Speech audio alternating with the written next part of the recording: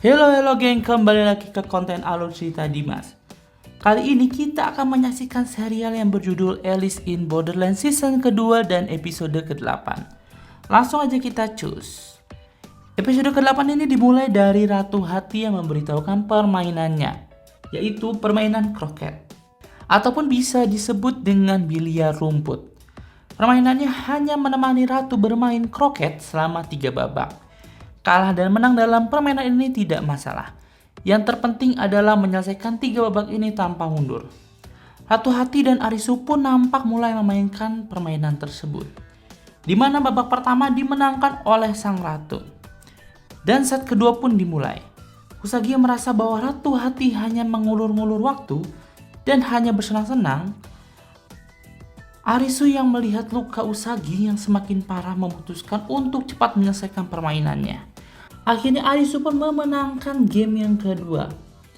Dan karena lelah, Ratu memutuskan untuk beristirahat dulu dan meminum sebuah teh. Tapi Arisu yang tidak mau meminum teh ingin terus melanjutkan ataupun menyelesaikan pertandingannya. Di sini karena sang ratu memaksa, jadi mereka pun lanjut minum teh. Arisu pun bertanya, "Ratu, apakah kita bisa pulang saat menyelesaikan permainan ini?" Ratu pun menjawab, "Entahlah, hihihihi. Aku tak bisa memberitahumu, Arisu." Tapi akhirnya dia menceritakan sebuah kebenaran dengan syarat Arisu harus menerima apapun itu yang ia katakan. Pernahkah kalian bayangkan seperti apa dunia di masa depan? Hal yang kalian bayangkan itu akan menjadi sebuah kenyataan, di mana dalam waktu 30 tahun perkembangan ekonomi negara pun naik. Setelah 50 tahun, manipulasi genetik memperpanjang umur manusia. Ia pun kembali memberitahu seperti apa masa depan dari 1000 tahun dari sekarang. Karena ras manusia meraih kapasitas mental besar, setiap pengetahuan menghasilkan penemuan-penemuan yang baru. Avatar dan realitas virtual menjadi jalan hidup semua orang. 5 tahun kemudian, semua penyakit semuanya dapat disembuhkan. 100 tahun kemudian, teknologi kebencanaan dapat menghentikan bencana. 200 tahun kemudian, pemahaman sempurna tentang mekanisme otak memungkinkan transfer ingatan dan kesadaran. 300 tahun kemudian, manusia tak lagi mati secara alami dengan usia rata-rata 300 tahun. 400 tahun kemudian, pemahaman sempurna akan fisika dan semua hukum kausalitas memungkinkan kita menjelaskan kebetulan dan takdir secara ilmiah. 500 tahun kemudian, tak terjadi lagi hal yang tak terduga. Dengan mencapai segalanya, manusia menjadi kekal abadi. 500 tahun selanjutnya, kita akan bertahan hidup dengan mengonsumsi dopamin. Seperti itulah dunia 1000 tahun di masa depan. Arisu dan Usagi pun dibuat percaya dengan omongan dari Ratu Hati yang terlihat bohong. Ia pun seakan-akan sedang bermain di permainan realitas virtual. Mereka dalam mode tidur dan saat itu si Ratu meyakinkan Arisu dan Usagi dengan mengatakan Ratu adalah game masternya. Ia pun berkata, Tapi bohong. Ia pun memberikan informasi lain di mana dunia ini berubah karena alienlah penyebabnya. Dan saat sedang mendengar serius, ternyata ia juga hanya bercanda. Arisu pun memaksa Mira, yaitu nama dari sang ratu, untuk memberitahukan kebenarannya. Akhirnya Mira akan menjawab semua pertanyaan dengan benar. Dia memberitahu bahwa dunia ini tidaklah nyata, hanya sebuah ilusi di mana hanya dunia buatan Arisu sendiri. Usagi yang mencoba menyadarkan Arisu pun tidak didengar oleh Arisu. Mira bercerita bahwa di mana saat Arisu kehilangan teman-temannya, dia syok dan juga kehilangan ingatan.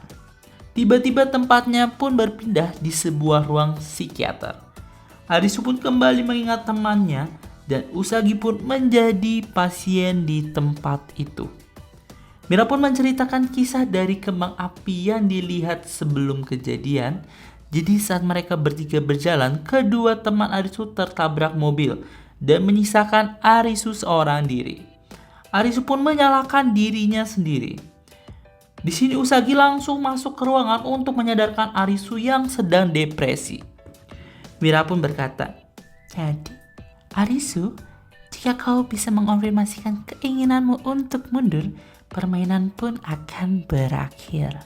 Usagi pun menyadari bahwa ini bukan sebuah ilusi, bahwa ia benar sedang bermain di suatu permainan. Mira pun memastikan Arisu untuk berhenti bermain dan dia menawarkan obat untuk diminum oleh Arisu. Saat Arisu hendak meminum obatnya, Usagi menolong dan menyayat lengannya sendiri untuk membuat Arisu percaya kepadanya. Arisu pun bengong dan tidak bisa berbuat apa-apa. Ia hanya cengok dengan melihat Usagi yang sekarat. Arisu pun tetap terlihat depresi dan Usagi mengeluarkan kata-kata bijaknya untuk menyadarkan Arisu. Kemudian Mira pun bertanya lagi kepada Arisu, apakah kamu akan mundur? Arisu menjawab dengan memegang tangan Usagi, Usagi, aku ingin memegang tanganmu sekali lagi. Aku ingin terus bersamamu, Hani.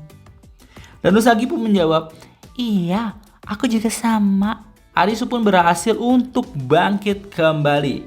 Mira yang menangis melihat Arisu dan Usagi yang saling mencintai, ia pun memberikan kain untuk menutupi luka dari Usagi. Kemudian mereka pun melanjutkan permainan kroketnya dan akhirnya dimenangkan oleh Mira. Tapi peraturannya adalah menemani Mira main 3 permainan tanpa mundur. Jadi Arisu tetap menang dan permainan pun selesai. Mira pun akhirnya mati di tempat itu. Karena permainan selesai, mereka semua yang bertahan diberikan 2 pilihan. Apakah akan menerima ataupun menolak kewarganegaraan permanen di dunia ini. Aguni menjawab ia menolak. Akane yang masih hidup pun menolaknya. Kuina juga menolak dari tawaran tersebut. Banda dan Yaba menerima tawaran tersebut dengan senang hati. Chisia menolaknya dan Niragi pun juga menolaknya. Terakhir adalah Arisu dan Usagi yang sama-sama menolak. Tiba-tiba mereka kembali ke masa sebelum mereka dikirim ke permainan itu dimulai. Arisu pun terlihat terharu dan sangat senang. Di sini Arisu bertemu dengan Usagi. Niragi pun terlihat masih hidup. Kuina pun terlihat sama juga Chisia. Aguni dan juga Dharma pun terlihat masih hidup. Tata masih mengendarai truknya. Mereka pun berlarian dikejar Pak Polisi. An terlihat masih hidup. Tapi tiba-tiba ada kembang api yang ternyata adalah sebuah meteor yang jatuh di dekat mereka dan menghancurkan tempat itu. Disebutkan korban-korbannya yaitu rekan mereka saat permainan. Arisu ternyata selamat dan terbangun di rumah sakit. Chisia dan Niragi pun ternyata selamat. Akane pun selamat dengan kaki sebelah sesuai dengan di permainan. Ia melihat Aguni yang terbaring yang ternyata masih hidup. An yang gagal jantung pun kembali hidup. Kuina pun nampak berjalan ke arah ibunya. Di sini Arisu kembali bertemu dengan Usagi dan mereka pun berkenalan secara langsung di dunia nyata. Mereka pun akhirnya pergi berjalan-jalan. Episode ke-8 tamat. Jadi Mimin simpulkan bahwa saat meteor menabrak bumi, yang mereka ingat hanyalah sebuah kembang api. Dan permainan yang mereka lakukan adalah saat kondisi mereka hidup dan mati. Untuk teori konspirasi lainnya banyak, tetapi cukup kita ketahui bahwa kemenangan dari permainan yang mereka mainkan merupakan jawaban mereka bisa kembali hidup dari peristiwa meteor jatuh atau tidak. Oke, sekian dari gue. Terima kasih sudah menonton semua episode dari Alice in Borderland. Kalian bisa like, komen, dan juga subscribe. Bye-bye.